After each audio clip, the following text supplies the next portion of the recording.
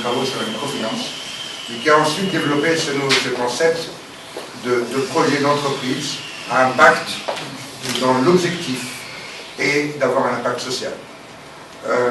Le social business repose sur l'idée que l'État n'est pas le seul dépositaire de l'intérêt public, que le secteur privé peut et doit contribuer et être un acteur de changement. C'est d'autant plus vrai que l'emploi public est à 22%, c'est un taux qui est parmi les plus élevés dans le monde. Donc comment faire en sorte que le secteur privé contribue à la lutte contre les inégalités ou à la lutte contre les problèmes sociaux, c'est l'objectif du socialisme et c'est notre objectif aujourd'hui. Quelques mots sur l'économie sociale en général. L'économie sociale en général, aujourd'hui dans les pays européens, les pays développés, représente 10% de l'emploi. La part de cette économie sociale dans l'économie en général, donc 10% de l'emploi, se développe à un taux de 22% par an. Donc un emploi sur 4, on a un emploi sur 5 aujourd'hui en Europe, est créé dans ce nouveau secteur. C'est un secteur qui a un potentiel qui est énorme. C'est un secteur qui demande des financements et d'un accompagnement qui est différent des autres secteurs. C'est un secteur qui nécessite une stratégie nationale pour le développer et pour le lancer. Et c'est l'objectif ici d'initier, c'est une des initiatives, parce qu'on a parlé de Sokotania, il y a eu d'autres initiatives. L'objectif ici, c'est de contribuer à l'essor et au développement de ce secteur très prometteur pour l'économie tunisienne, qui peut demain être un réservoir d'emploi. Alors, tout d'abord, qu'est-ce qu'un social business? Je sais qu'ici, parmi nous, il y a des gens qui connaissent très bien ce secteur, donc on va essayer de rentrer tous dans le détail et de développer un peu qu'est-ce que le concept. Alors, un social business est une entreprise qui est créée pour lutter ou pour tacler un problème social. Donc la raison d'être est de lutter contre un problème social. C'est une entreprise qui est autonome financièrement, donc qui vit des ventes de produits et de services. Et c'est une entreprise dont les profits sont réinvestis en totalité pour étendre et élargir l'impact social. Telle est la définition d'un social business. Alors, quelques exemples. En Europe, 80% des agriculteurs font partie de coopératives agricoles. Merci. 80%. Aujourd'hui en Europe, 30% des marchés agroalimentaires sont des marchés qui sont réalisés par des coopératives. Donc quelques exemples pratiques. Des agriculteurs qui se mettent ensemble pour développer des labels, pour développer une appellation d'origine contrôlée, pour développer un marché à l'export. C'est de l'économie qui rentre dans le cadre du social business. Un groupement d'habitants qui veut lancer de l'écotourisme pour développer une région, c'est du social business.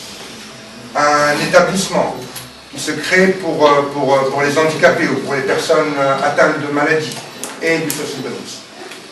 Aujourd'hui, ce secteur est infini en termes de possibilités ou en termes d'opportunités qu'il peut offrir. Et bien évidemment, les besoins sont énormes et donc les possibilités de développement sont très très importantes.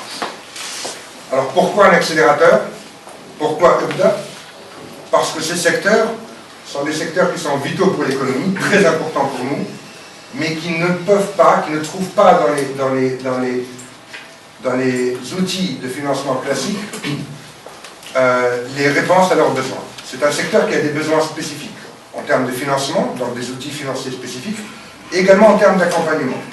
Il est beaucoup plus difficile, et tout le monde, on le sait tous, de monter un projet à Foussène que de monter un projet à Fétous.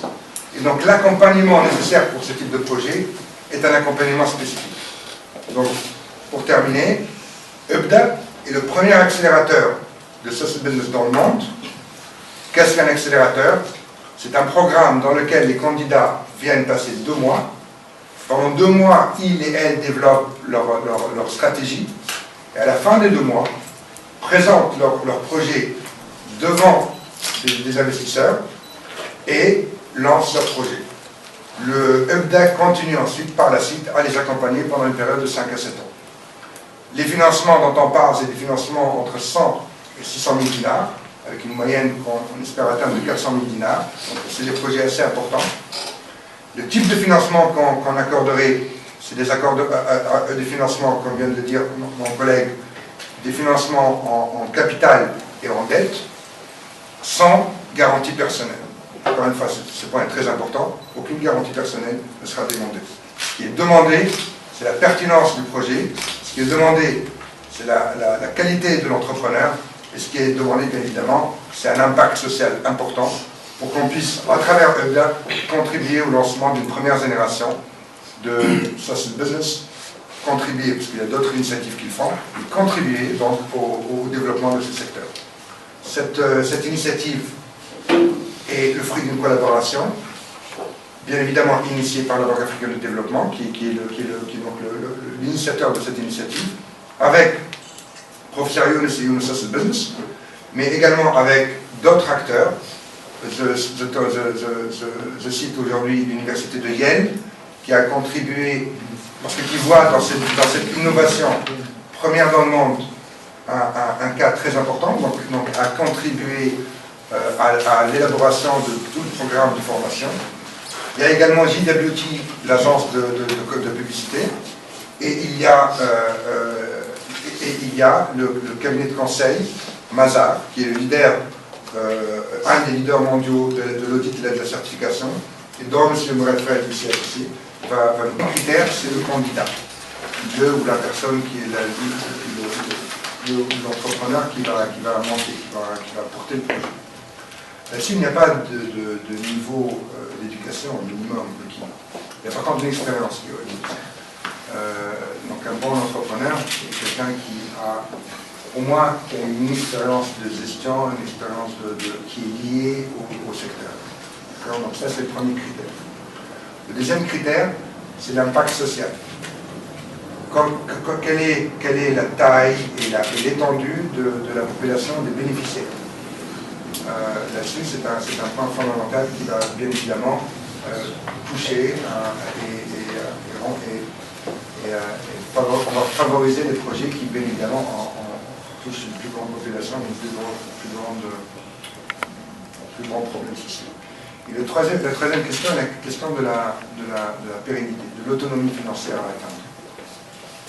Là-dessus, je reviens donc à la question de savoir, effectivement, ce sont des projets qui, en général, peuvent être autonomes, mais n'ont pas nécessairement une rentabilité financière qui leur permettrait d'aller vers les outils classiques. Donc là-dessus, il est clair que les outils qui sont offerts, ce sont des outils qui s'adaptent.